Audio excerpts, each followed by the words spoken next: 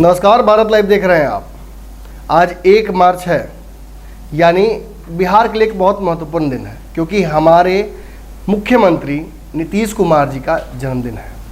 नीतीश कुमार आज 70वां जन्मदिन मना रहे हैं।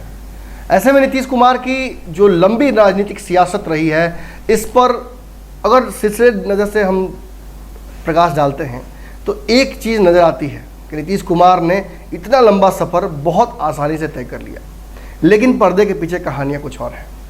पर्दे के पीछे की ऐसी ही कई अनसुनी कहानियाँ आज हम आपके लिए लेकर आए हैं। मुझे उम्मीद है इस नीतीश कथा के सीरीज जो हम चलाने जा रहे हैं, इसमें कम से कम 3-4 कहानियाँ तो ऐसी होंगी जो आपने नीतीश के बारे में सुनी नहीं होगी। ऐसी पहली कहानी से शुरुआत कर रहा हूँ। आपको पता है कि नीतीश कुमार छात्र राजनीति के प्रोडक्ट है, जैसे कि लालू यादव थे, जैसा है कि बाकी सारे नेता रहे हैं। नीतीश कुमार की राजनीति लालू यादव से बिल्कुल अलग थी। जहां लालू यादव बिहार में एक बड़ा समीकरण लेकर साथ में चल रहे थे, वहीं नीतीश कुमार समाजवाद की बात करके, सोशल इंजीनियरिंग की बात करके बिहार के लोगों में अपनी छवि अलग बनाना चाहते थे। ऐसे ही एक वाकया याद पड़ता है। 1972 में भारत सरकार ने तय किया कि कॉफ़ी बोर्ड का एक ऐसा बोर्ड का निर्माण किया जाएगा जिसके तहत भारत के अन्य कोनों में कॉफ़ी बोर्ड, कॉफ़ी हाउस खोला जाएगा। इसी क्रम में पटना के डाक बंगला पर कॉफ़ी हाउस खुला, जो कि उस वक्त ज़बरदस्त चर्चा का विषय बना। आप समझ सकते हैं 1972-73-74 की राजनीति, उस वक्त छात्र जो आंदोलन था वो किस तरह से लगातार प्रगाढ़ हो रहा था, और बिहार में जेपी के अनुयायियों ने जेपी के साथ जिस तरह से आंदोलन किया था, उसके चलते एक बैठने की जगह जहां नेता बैठकर आपस में बातचीत कर सकते हैं, युवा नेताओं का मार्गदर्शन हो सकता, वैसी एक जगह की आवश्यकता थी। आप इसे इस तरह भी समझ सकते हैं कि जिस तरह आज सोशल मीडिया एक बहुत बड़ा योगदान दे रहा है, लोगों को आपस में बातचीत करने का एक अड्डा दे रहा है, एक स्थान दे रहा है, वैसे ही एक प्रैक्टिकल जगह थी बिहार के पटना के डाक बंगला चौराहे पर, जिसका नाम था कॉफ़ी बोर्ड। और इस कॉफ़ी बोर्ड में कॉफ़ी पीने के बहाने सियासत की गुपचुप बातें हुआ करती थी। इसी क्रम में कर्पूरी ठाकुर के तत्कालीन जो सेक्रेटरी थे, वो किसी कारण से बैठे हुए थे कॉफ़ी हाउस में। नीतीश कुमार उनके सामने बैठे हुए थे। दोनों व्यक्ति साथ में चाय की चुस्कियाँ ले रहे थे, और ये चर्चा छिड़ गई कि कर्पूरी ठाकुर, जो कि तत्कालीन उस वक्त के बिहार के मुख्यमंत्री थे, वो बिहार में क्या क्या नहीं कर पाए हैं। बहुत सारे वादे जो उन्होंने किए थे, उन वादों पर शायद उन वादों को वो ज़मीन तक उतार नहीं पाए थे, ऐसा नीतीश कुमार को लग रहा था। और इस चर्चा के बाद नीतीश कुमार से जब सामने वाले व्यक्ति ने पूछा कि बिहार को बदलने के लिए आखिर करना क्या पड़ेगा, तब नीतीश कुमार ने टेबल पर जोर से हाथ मारते हुए, कॉफ़ी तब तक आ चुकी थी, कॉफ़ी छलकी और टेबल पर जाकर गिर गई।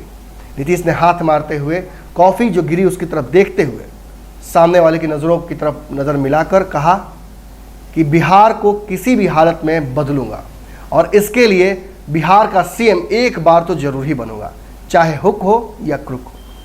नीतीश कुमार आज भी जिस तरह की राजनीति करते हैं, आपको अच्छे से पता है, मैं रोज़ समझाने की कोशिश करता हूँ कि हुक और क्रुक, उसमें बहुत बड़ा योगदान होता है। नीतीश कुमार साम दान दंड वेद के अलावा रिवार्ड करने की भी रणनीति पर काम करते हैं, हॉर्सेस फॉर कोर्सेस नियम पर चलते हैं। जब व्यक्ति से काम खत्म हो जाता है तो उस व्यक्ति की उपयोगिता को भी खत्म कर देते हैं। यही हाल रहा, तो नीतीश कुमार लगातार बिहार की राजनीति, जिस तरह से उन्होंने अपना नाम पिछले कई सालों में बनाया है, आगे भी करते जाएंगे। अभी देखिए, कुछ ही दिनों पहले आपने देखा था कि नीतीश कुमार भाजपा के समक्ष छोटे भाई की भूमिका में आ गए। कहीं ना कहीं सीटें उनकी कम हुई, लेकिन फिर नीतीश कुमार जिस तरह से अपनी ताकत बढ़ा रहे हैं, कहीं ना कहीं बिहार की सियासत के उन दिनों की याद दिला देता है जब नीतीश कुमार 1977 में चुनाव हार चुके थे, और चुनाव हारने के बावजूद कॉफ़ी हाउस में बैठकर सभी लोगों के सामने वो दावा करते हैं कि बिहार का मुख्यमंत्री एक दिन तो बनूंगा ही। आपको बता दें, कॉफ़ी हाउस के बारे में और भी बहुत सारी कहानियां प्रचलित हैं। लालू यादव भी यहाँ आया करते थे। कर्पूरी ठाकुर ने एक बार प्रेस कॉन्फ्रेंस में ये बात कह दी थी, जैसा कि नीतीश कुमार के बारे में भी मुझे याद आया। नीतीश कुमार ने भी कुछ दिनों पहले बात करते हुए एक बात कही थी पत्रकारों से कि मुझे पता है सोशल मीडिया पर मेरे बारे में क्या क्या बातें की जाती हैं। इसी तरह से कर्पूरी ठाकुर में तत्काल उस समय नीतीश कुमार पर इशारा करते हुए, लालू यादव पर इशारा करते हुए कहा था कि मुझे पता है कि पटना के कॉफ़ी हाउस में मेरे खिलाफ कौन कौन सी बातें होती हैं और कौन कौन नेता वहां बैठकर मजे लेते हैं।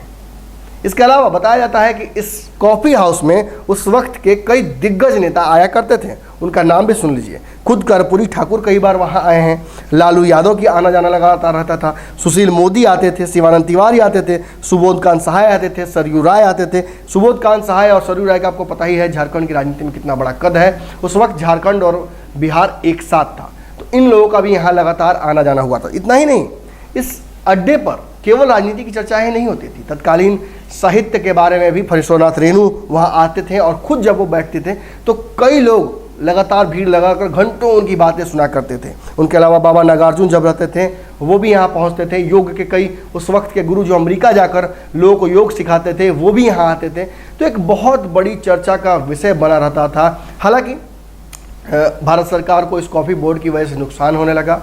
काफ़ी दिनों तक इसे भारत सरकार ने अपने आश्रय में चलाया, लेकिन जब नुकसान बहुत ज़्यादा होने लगा तब एक बिल लाया गया और उसके तहत इस पूरे भारत में बंद करने का एक बिल सामने लाया गया। लेकिन कहा गया कि बिहार के लोग, पटना के राजनीतिक युवा उस वक्त नहीं चाहते थे कि इस कॉफ़ी हाउस को बंद किया जाए, इसीलिए उन लोगों ने बहुत हद तक प्रयास किया। लेकिन इनके प्रयास के बावजूद तत्कालीन सरकार ने एक नियम लाया और नियम के तहत इसे घाटे में चल रहे कॉफ़ी हाउस को बंद करा दिया गया। बताया जाता है कि 1990 में ये कॉफ़ी हाउस बंद हो गया पूरी तरह से, और उसके बाद से जो चर्चाएं हैं वो एक अन्य मार्ग के आसपास या फिर पटना के वीरचंद पटेल मार्ग में जाकर सीमित हो गई।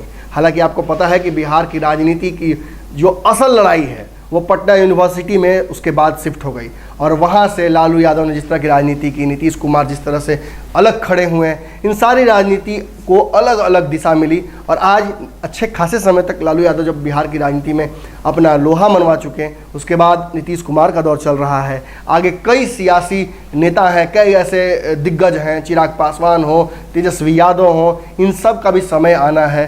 तो ऐसी ही अन्य किस्सों के साथ लगातार आपसे मुलाकात होगी। नीतीश कथा में आज नीतीश कुमार के जन्मदिन पर, 70वें जन्मदिन पर, यह पहली कथा थी जो मैंने आपको बताया। अगली कई कड़ियाँ लेकर आ रहा हूँ आपके पास, और एक बोनस कथा जो मैं लेकर आ रहा हूँ वो शायद ही आपने कहीं सुनी होगी। अगर आपने सुना है तो कमेंट बॉक्स में आकर बताइए कि और क्या क्या सुना है आपने, और अगर नहीं सुना है तो धन्यवाद तो एक बनता है आपका। अगर ये वीडियो पसंद आई और वह बिहार के राजनीति और बिहारियत से सरोकार रखेनी तो सब्सक्राइब बटन दबा के चैनल के सब्सक्राइब कर ली।